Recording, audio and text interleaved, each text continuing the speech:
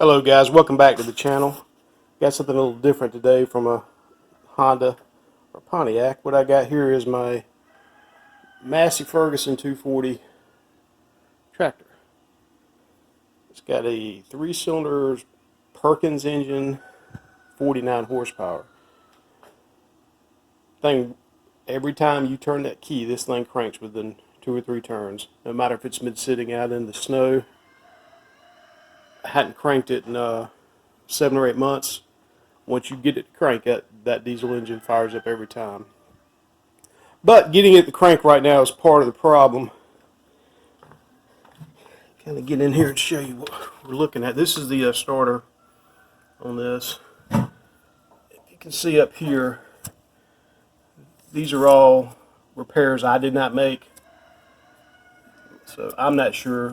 What it'll do is that you'll turn the key and you'll hear it click. Come down here, fiddle around, and give it a couple taps. Finally, you can get it going. I don't think the starter or the solenoid is necessarily bad. I think it's probably some bad wiring. This engine, the radiator, also, once it gets warm, it starts spraying. This is actually, see this here, this is rusty water that's hit that starter, so that could probably be adding to the problem. So what I'm going to do is I'm going to get the battery disconnected and get in here, take all these wires off. I think it connects in a harness back here. And just take that whole smash out and then check all those connections, redo them, solder them, do them right, clean everything up and get it back together. There's a couple other things that need to be done. I need to change the radiator, the hoses. I changed the water pump about 2-3 years ago. Pretty easy to work on. So let me get you set up on the stand and we're going to see about getting that wiring taken off. Alright, we're back on the stand. First thing I'm going to go after these 2 connections here. The main one I'm thinking is going to be the problem. This looks like it's the most jury rigged up, so I'm going to get all this apart, pull it out, clean it, take a look at these connections behind this electrical tape, find out what's going on.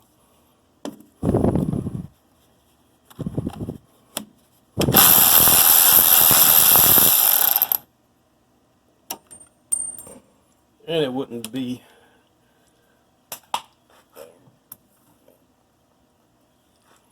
a K-Tech video without something hitting the floor, of course.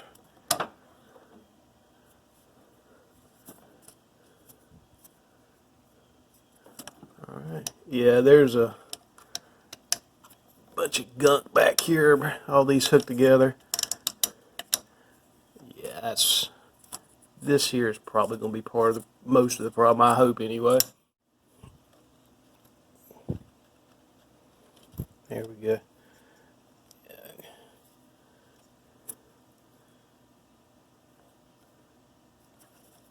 Kind of dirty under there. This wire's bothering me. Get my hand back there. I think it's...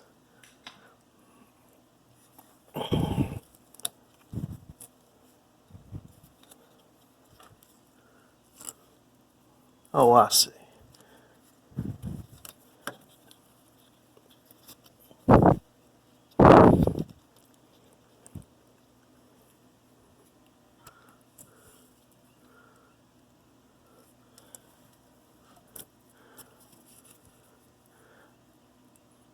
Alright, after some playing around, this wire for some reason is snaked back behind and comes up underneath and connects to this bottom connector on the back side. Why they did it that way, I don't know. Why this has got a wire nut, I don't know.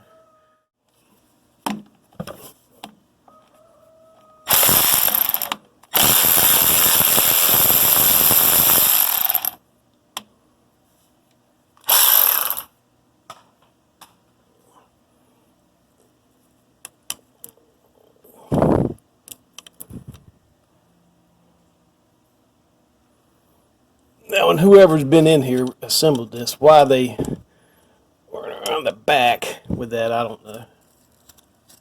Because they felt like it. And this is cute right here too.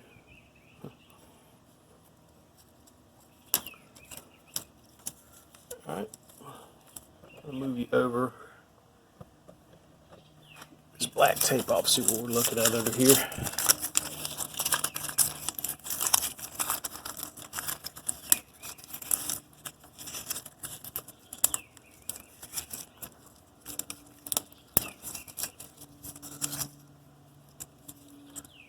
I mean, these look like the original connectors. This doesn't look like somebody's put on. I'm hoping maybe somebody had just split this before. I don't feel any joints back here, like somebody's been in there and had these cut off or attached new ones. So I'm going to leave it at that. I guess maybe they had to peel this back at some point. They wrapped it with that black tape. So hopefully we're just going to get away with cleaning all these connectors up, putting it back together, and it'll just pop right over for me. This has been an issue for a while, a couple seasons. I don't use this thing very much. I have a horse pasture that I have to keep up with. Now basically I use this for mowing that pasture. It's also, I've got a couple attachments for the back of it, but main job is a mower. Alright. Okay, what I'm going to do again is I'm going to clean all this up. That looking coppery again. All these connectors. This one here I might peel it back and look at it. It probably needs to be re-crimped because it was kind of just sliding back and forth on there. But some wire brush. I'm hoping that's going to take care of this problem, save me the trouble having to, not so much the trouble, but the expense of a new starter motor. Be right back after I get that done. Alright, I got things back together now. Again, I took all of this part here, all this part here you saw, cleaned everything, WD-40 and wire brush. I took this wire nut off. There's two wires that run to that connector. One of them is original, is fine. Somewhere along the line somebody clipped one of those connectors off and then they just put it back with the wire nut. There was a lot of dirt and gunk, but there was no green crust on the copper, so I'm not going to get too carried away. I could solder that back and do it right. Just if it ain't broke, don't fix it. I went ahead and took it apart, cleaned it again, reapplied the wire nut. But everything's back together now. I've got the gases off.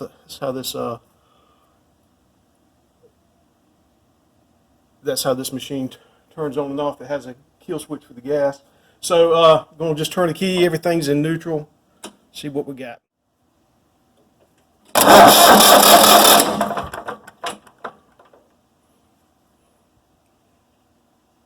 Alright, I'm going to call that good enough for right now. I am going to probably have to get a new solenoid, but I don't think that was all the problem. When I first put the battery back in it just a little while ago, first time I've run it this season, it took me forever. Come here, I wiggled, tapped, and I got it to crank over twice. I got it to crank up once to get it down to the building here, and then I got it to crank one more time to get it in here. Now it seems to be cranking about 4 out of 5 times. Still with that one clunk. I'm going to guess there's probably something bad in this starter solenoid, or the starter itself. It's an old machine. That kind of looks original to me. I will say if that is original, then we've definitely got the money's worth out of it. That's it's probably somewhere in the early 80s is when this thing was made. I think it's got like, I'm not sure, 7,000 or 8,000 hours on it. All right. Okay, another thing going on with old Betsy here is got a radiator or hose or something leaks. I know the top of the radiator is cracked. The cap doesn't fit on it right anymore. This is broken around the cap too. But if I can get it through this one more year without having to replace that radiator, that would be great. So hopefully I've got a hose back there that's causing the problem. The thing is, it doesn't leak until it gets hot enough for the thermostat to open. Once the thermostat opens, it starts spraying on back behind the radiator somewhere. I can't tell.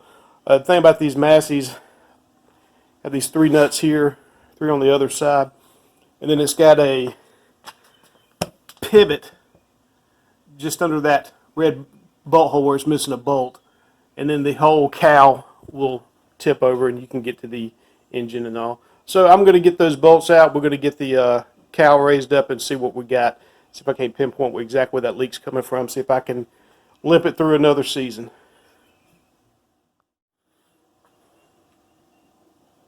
Okay, this is what it looks like with the cowl up. It will go further. You have to take that cowl catcher on the front off. It's hindering it from flipping all the way over. If time comes when I have to change the radiator, that'll all happen. But just right now, I'm trying to figure out if I can just change a hose and make it a little bit longer without having to get a radiator. You can see what I'm up against, though. So get a light. All right, try to get a little better. All right, so you can see what I'm up against. This is everything has got rusty water sprayed on it. So it's either one of these hoses. You know, it's a brand new water pump on there, but it doesn't look brand new anymore. I think they said those things are made in India. I guess there's a big market over there for aftermarket parts for English tractors. That thing looks like it's older than the rest of the engine. This I've only had it on there maybe 4 years, probably not even 100 hours on it. All right, so my goal is going to be to find where this thing's leaking from. Not 100% certain it's coming from the radiator. The radiator's got the top of it's broke, and it leaks, but it's not for the amount of how much time I spend on this thing. It's not that something I need to worry about right away. Well, all right, I got it pulled out here in the sun now. Sprayed it off with my pressure sprayer. You can see this rusty water has been spewing all over it. It's because of the radiator system. The whole thing needs to be flushed out. So when it started its leaking thing, it would just blow that rust over about everything. So anyway, the top of the radiator I know has a crack in it, and then the neck that the cap goes on is also broken, so the cap doesn't screw on as tight as it can. So I cranked this thing up, I ran it, I put a piece of cloth over the front. I tried to get it to warm up, but I can't get it warm up enough to kick that thermostat on to show me where, so it'll start leaking like it does. As soon as it gets hot, that thermostat opens up, it just starts spraying and hissing. So this is what I did. I got online, I got the part number for that. It's on the way. It'll be here next week. So that's it for the Massey today. If this looks like something you'd like to see me change the radiator in it, leave me some comments.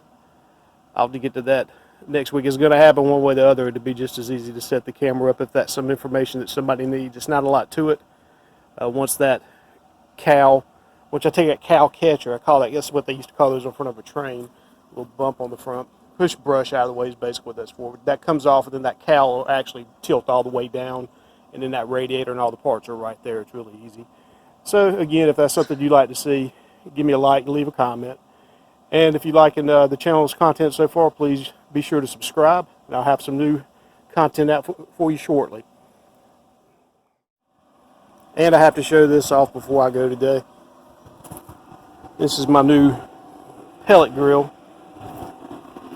Uses wood pellets instead of charcoal or propane.